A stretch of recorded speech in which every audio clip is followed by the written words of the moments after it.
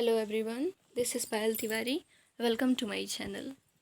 हमारा जो 12th class का जो इंग्लिश है 100 मार्क्स वाला जो बुक है उसमें हम 3rd चैप्टर तक कंप्लीट कर चुके हैं।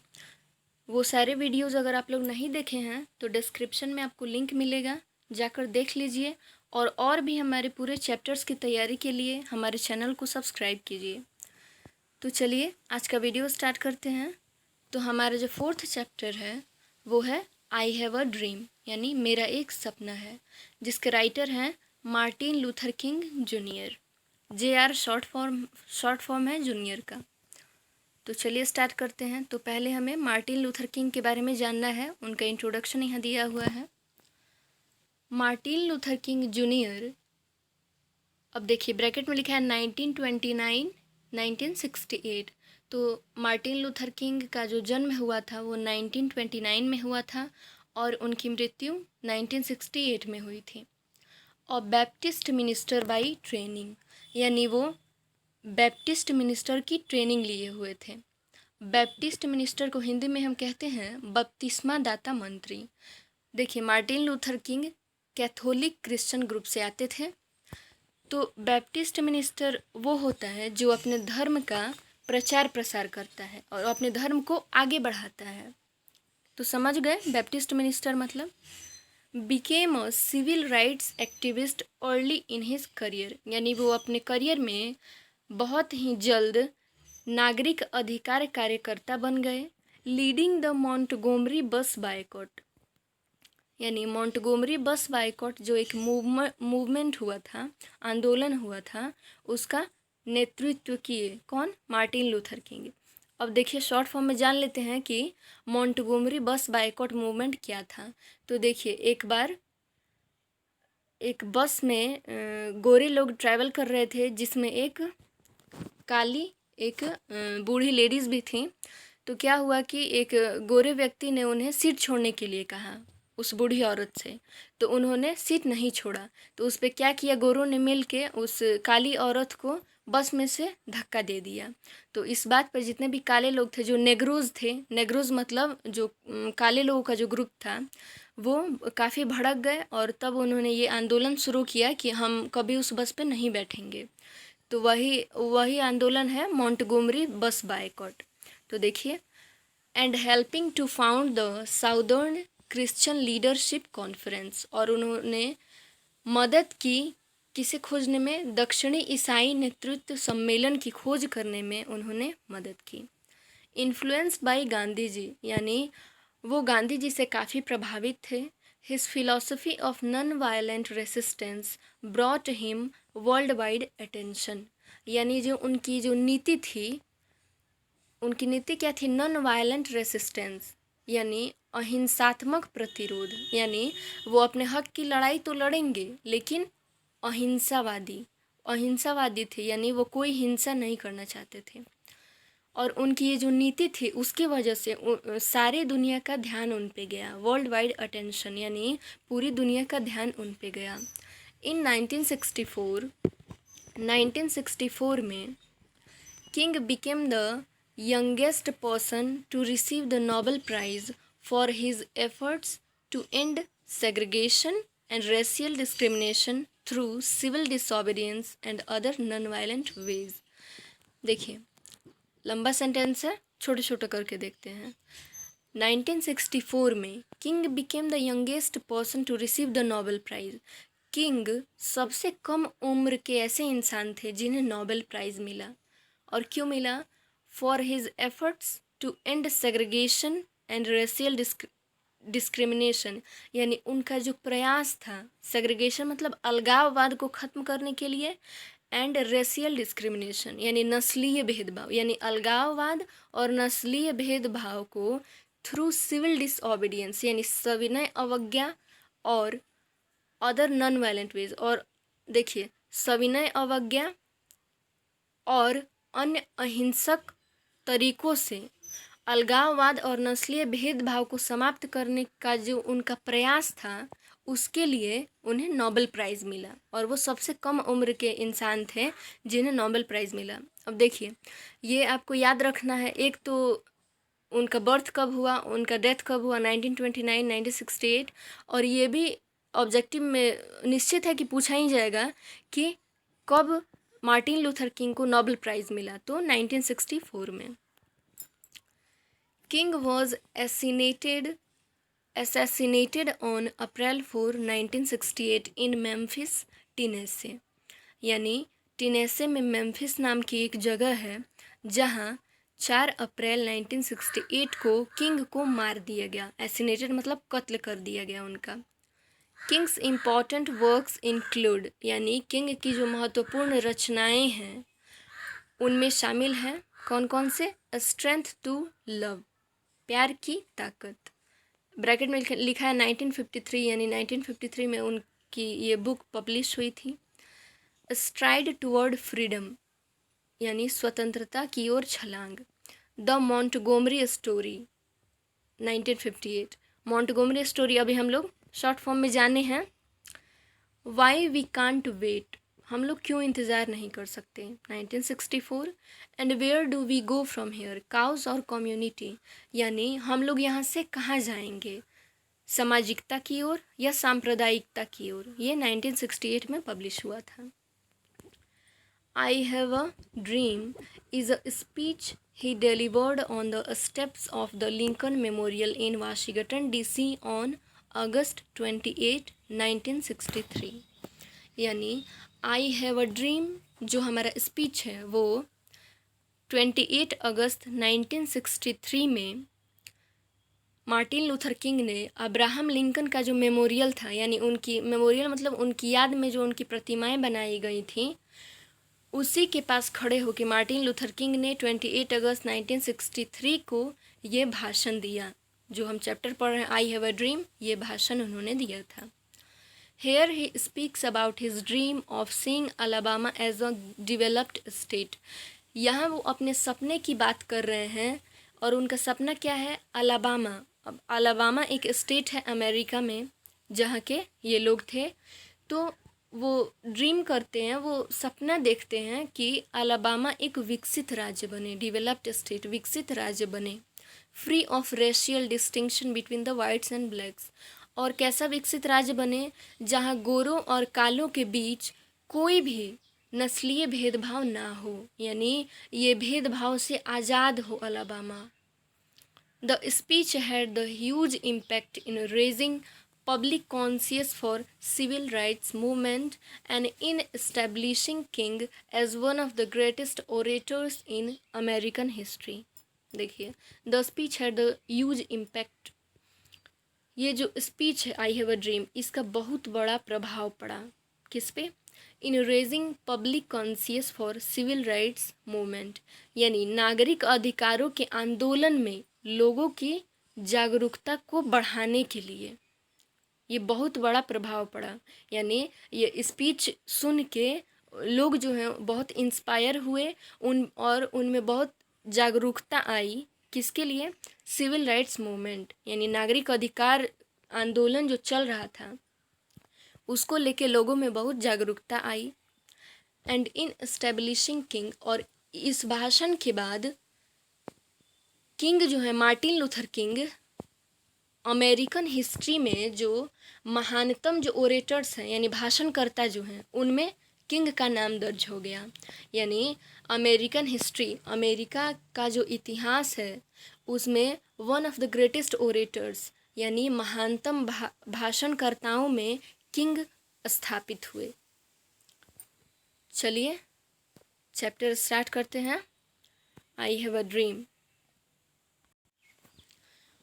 50 years ago, यानी पूरे 5 साल पहले, अ ग्रेट अमेरिकन, एक महान अमेरिकी, in whose symbolic shadow we stand, यानी जिसके छत्र छाया में आज हम खड़े हैं। किसकी छत्र छाया में? अब्राहम लिंकन, क्योंकि अब्राहम लिंकन का जो मेमोरियल है उसी के पास खड़े होकर मार्टिन लूथर किंग ने ये भाषण दिया था। साइंड द इमेंसिपेशन प्रोक्लेमेशन, यानी हस्ताक्षर किया था दास मुक्ति घोषणा पत्र पे। यानी पूरे 5 साल पहले अब्राहम लिंकन ने दास मुक्ति घोषणा पत्र पे साइन किया था। जिसकी छत्र छाया में आज वो सब खड़े हैं। This momentous decree came as a great beacon, light of hope to millions of Negro slaves who had been seared in the flames of withering injustice. यानी ये जो क्षणिक जो घोषणा थी, यानी मोमेंटस यानी क्षणिक, यानी थोड़े देर की ये जो घोषणा थी वो लाखों निग्रो गुलामों के लिए उम्मीद की किरण बन के आई। Who had been seared in the flames of withering injustice, यानी जो नाइंसाफ़ी की विध्वंसकारी आग में जलते आए हैं। It came as a joyous daybreak to end the long night of captivity, यानी ये खुशियों की सुबह बन के आई लंबी गुलामी की रात के अंत में। यानी लंबी जो गुलामी की रात चल रही थी उसके बाद ये खुशियों की सुबह बन के आई ये घोषणा। अब देखिए, बट 100 years later, पर 100 साल बाद, we must face the tragic fact that the Negro is still not free. पर 100 साल बाद हमें ये दुखदाई सत्य को अवश्य मानना होगा कि काले अभी तक आज़ाद नहीं हैं, नेग्रोज अभी तक आज़ाद नहीं हैं। 100 years later, 100 साल बाद भी the life of the Negro is still sadly crippled by the manacles of segregation and the chains of discrimination. यानी कह रहे हैं मार्टिन लूथर किंग कि 100 साल बाद भी नेग्रोज की जो ज़िंदगी है वो सेग्रीगेशन यानी अलगाववाद की हथकड़ियों से बंधी हुई है एंड चेन्स ऑफ डिस्क्रिमिनेशन, और भेदभाव जो नस्लीय भेदभाव है उसकी जंजीरों में बंधी हुई है, जकड़ी हुई है। 100 years later, 100 साल बाद भी the Negro lives on a lonely island of poverty in the midst of a vast ocean of material prosperity. यानी 100 साल बाद भी जो मटेरियल प्रॉस्पेरिटी का जो महान सागर है, यानी भौतिकी समृद्धि का जो अपार सागर है, उसके बीच एक तन्हा जो गरीबी का जो टापू है उस पे नेग्रोज रह रहे हैं। यानी ये जो सुख आराम चैन जो है, समृद्धि जो है, भौतिकी समृद्धि, उसमें नेग्रोज का हक नहीं है। वो क्या कर रहे हैं, वो अब तक गरीब हैं और तन्हा हैं, लोगों के द्वारा क्या किए हैं, छांट दिए गए हैं। 100 years later, 100 साल बाद भी the Negro is still languishing in the corners of American society and finds himself an exile in his own land. यानी 100 साल बाद भी निग्रो जो हैं वो अमेरिकी समाज के किनारे पर लड़खड़ा रहे हैं और अपने ही देश में निष्कासित महसूस कर रहे हैं। So we have come here today to dramatize an appalling condition. इसलिए आज हम यहाँ आए हैं इस शर्मिंदा कर देने वाली स्थिति का नाटकीय रूप पेश करने। It is obvious today that America has defaulted on this promissory note in so far as her citizens of color are concerned. यानी ये साफ हो चुका है कि अमेरिका ने अभी तक अपने इकरारनामे को पूरा नहीं किया है क्योंकि उसके रंग भेद वाले नागरिक चिंतित हैं। Instead of honoring this sacred obligation, यानी इस पवित्र बाध्यता को निभाने के बजाय America has given the Negro people a bad check which has come back marked insufficient funds. यानी अमेरिका ने निग्रो लोगों को जाली चेक थमा दिया है, वह चेक जिसे बैंक ने पर्याप्त राशि लिखकर लौटा दिया। But we refuse to believe that the bank of justice is bankrupt. पर हम ये मानने से इनकार करते हैं कि न्याय के बैंक का दिवालिया निकल चुका है। कहने का मतलब है कि हमें न्याय नहीं मिल रहा है। We refuse to believe that there are insufficient funds in the great valleys of opportunity of the nation. यानी हम ये मानने से इनकार करते हैं कि महान अवसर वाले देश के बटुए में पैसा नहीं है। So we have come to cash this check. यानी इसलिए हम इस चेक को भजाने आए हैं। a check that will give us upon demand the riches of freedom and the security of injustice। यानी इसलिए हम इस चेक को भजाने आए हैं, एक चेक जो आज़ादी की संपत्ति तथा न्याय की सुरक्षा होगा। We have also come to this hallowed spot to remind America of the fierce urgency of now।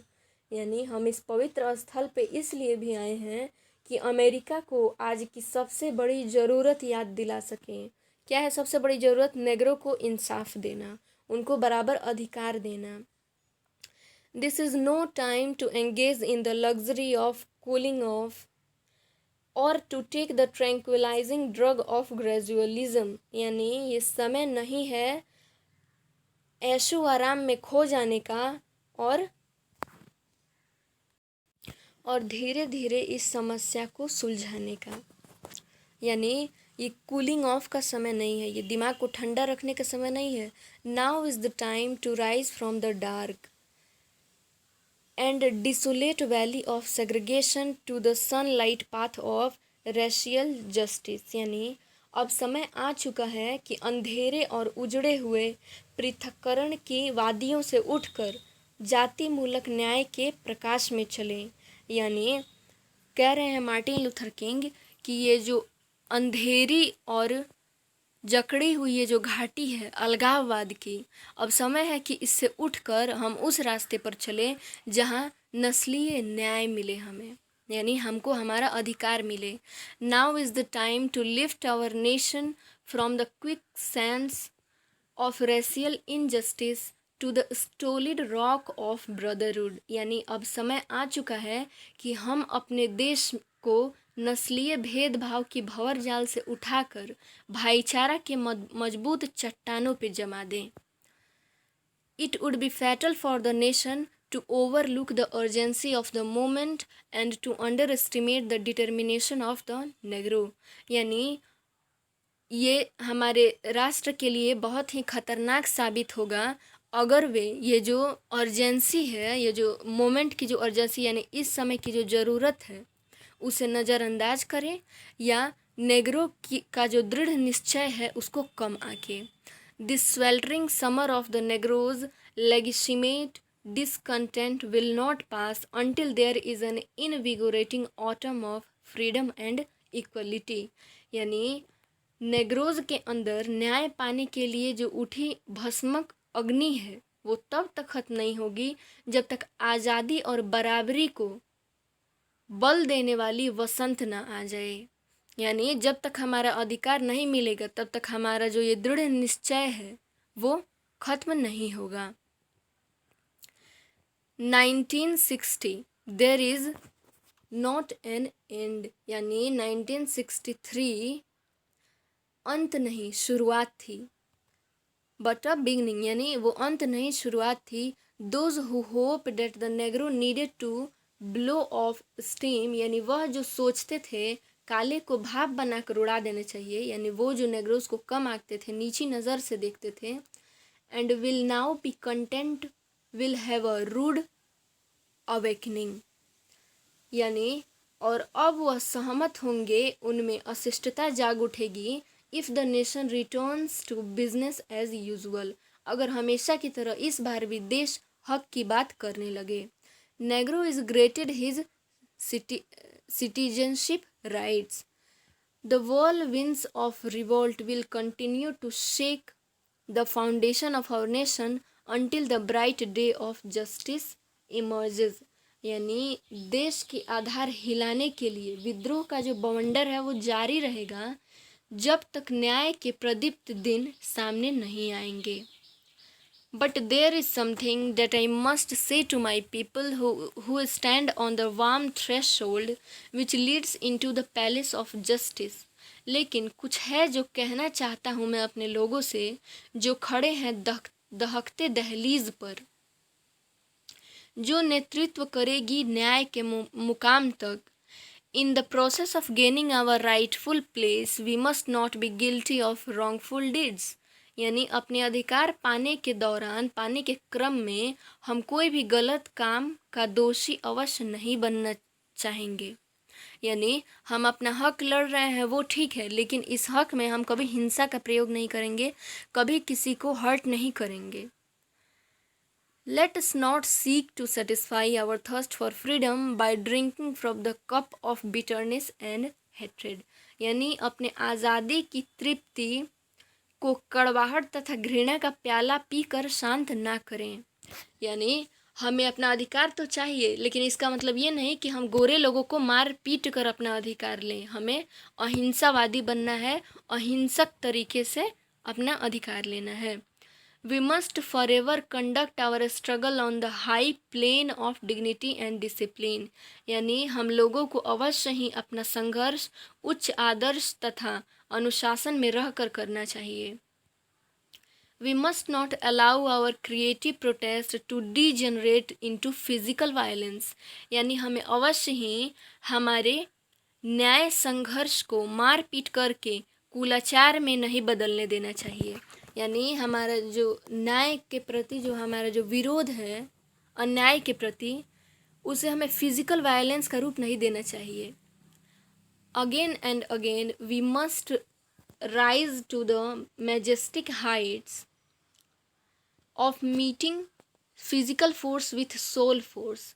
यानी फिर से और बार बार हमें अवश्य ही बहुत ऊंची उड़ान भरनी पड़ेगी शारीरिक बल को आंतरिक बल से मिलाने के लिए। The marvellous new militancy which has engulfed the Negro community. यानी एक बड़ा आतंकवाद जो निग्रो समुदाय को अपने लपेटे में ले लिया है, must not lead us to a distrust of all white people. अवश्य ही गोरे लोगों के बीच बदगुमानी यानी शंका पैदा नहीं करे। The marvelous new militancy which has engulfed the Negro community must not lead us to distrust all white people। यानी एक बड़ा आतंकवाद जो निग्रो समुदाय को अपने लपेटे में ले लिया है, अवश्य ही गोरे लोगों के बीच मतलब ये विचार ना फैलाए कि हम उनके दुश्मन हैं। यानी हमें अपने अधिकार के लिए लड़ना है, लेकिन गोरे जो भाई हैं हमारे, उन्हें हमें क्या करना है, दुश्मन नहीं समझना है, दोस्त ही समझना है। For many of our white people, for many of our white brothers, as evidenced by their presence here today, have come to realize that their destiny is tied up with our destiny। यानी हमारे बहुत सारे गोरे भाई जो हैं, ये सबूत है कि वो यहाँ उपस्थित हैं। यानी जब ये भाषण दे रहे थे मार्टिन लूथर किंग, तो वहाँ कुछ गोरे लोग भी उपस्थित थे। तो वही बोल रहे मार्टिन लूथर किंग कि ये सबूत है कि यहाँ जो हमारे गोरे भाई मौजूद हैं, ये इन्हें भी एहसास हो रहा है, ये भी रियलाइज़ महसूस कर रहे हैं कि हमारी जो डेस्टिनी है, हमारी जो तकदीर है, वो इनकी तकदीर के साथ जुड़ी हुई है। And their freedom is inextricably bound to our freedom. यानी और जो इनकी आज़ादी है वो हमारे आज़ादी के साथ लिपटी हुई है। यानी हम एक दूसरे से अलग नहीं हैं, हमारी तकदीर इनके तकदीर के ही साथ है, और हमारी जो आज़ादी है वो इनकी ही आज़ादी है। We can not walk alone, हम अकेले नहीं चल सकते हैं। 7th paragraph, and as we walk, यानी और जो ही हम लोग आगे बढ़ेंगे, we must make the pledge that we shall always march ahead. यानी हम लोग अवश्य ये संकल्प लेंगे कि हम लोग हमेशा आगे बढ़ते जाएंगे। We can not turn back, हम लोग पीछे मुड़ नहीं सकते। There are those who are asking the devotees of civil rights. यानी यह वह लोग हैं जो नागरिक अधिकार के उपासक से पूछ रहे हैं, when you will be satisfied, तुम लोग कब संतुष्ट होगे। यानी कहने का मतलब मार्टिन लूथर किंग कह रहे हैं कि कुछ लोग ये पूछ रहे हैं कि तुम लोग कब संतुष्ट होगे, यानी तुम्हारे आंदोलन कब खत्म होगा। We can never be satisfied as long as our bodies heavy with the fatigue of travel. यानी हम लोग तब तक संतुष्ट नहीं होंगे जब तक हमारा शरीर यात्रा की थकान से थक न जाए। Can not get lodging to the motels of the highways and the hotels of the cities. यानी हम लोग राष्ट्र मार्ग के मोटल तथा शहरों के होटल में रुक कर मकसद नहीं पा सकते हैं। यानी हमें इस जर्नी में कहीं भी ठहरना नहीं है। We cannot be satisfied as long as the Negro's basic mobility is from a similar ghetto to a large one. हम लोग तब तक संतुष्ट नहीं होंगे जब तक निगरों की चहल पहल झुग्गी झोपड़ी से निकलकर बड़े कस्बों तक नहीं हो जाए, जब तक हम निगरों को आज़ादी के साथ पूरे देश में नहीं घुमा दिए जाए। यानी हमें पूरी आज़ादी मिले कि हम पूरे शहर में पूरे देश में घूम सकें, यानी हमें अलग झोपड़ी में ना रखा जाए। We cannot be satisfied as long as a Negro is Mississippi cannot vote. यानी हम लोग तब तक संतुष्ट नहीं हो सकते जब तक मिसिसिपी के निगरों को मतदान का अधिकार नहीं मिल जाता है। And a Negro in New York believes he has nothing for which to vote. और न्यूयॉर्क के निगरों को यह गुमान खत्म ना हो जाए कि उसका मतदान कोई काम का नहीं है। No we are not satisfied, नहीं हम लोग संतुष्ट नहीं हैं। And we will not be satisfied until justice rolls down like waters and righteousness like a mighty stream. यानी हम लोग तब तक संतुष्ट नहीं होंगे जब तक इंसाफ पानी की तरह और न्याय संगत प्रबल धारा की तरह न बहने लगे।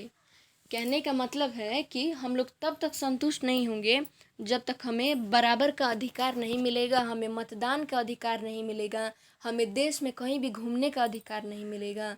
वही मार्टिन लूथर किंग क्या कर रहे हैं, इस अपने स्पीच से सबको इंस्पायर कर रहे हैं, इनकरेज कर रहे हैं कि सब लोग के अंदर ये जो ज्वाला है अपना अधिकार पाने की, ये भड़के और सब लोग आंदोलन में शामिल हों और कभी पीछे मुड़ के ना देखें, कभी ना रुकें जब तक कि उन्हें पूरी तरह से न्याय नहीं मिल जाता।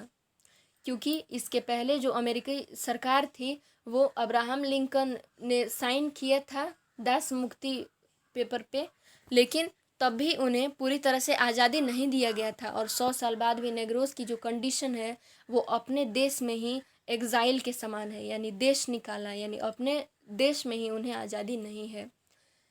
तो हम 7th पैराग्राफ तक इस वीडियो में पढ़ चुके हैं। आई होप आपको समझ में आया होगा। नेक्स्ट हम अगले वीडियो में पढ़ेंगे। So thanks everyone for watching this video.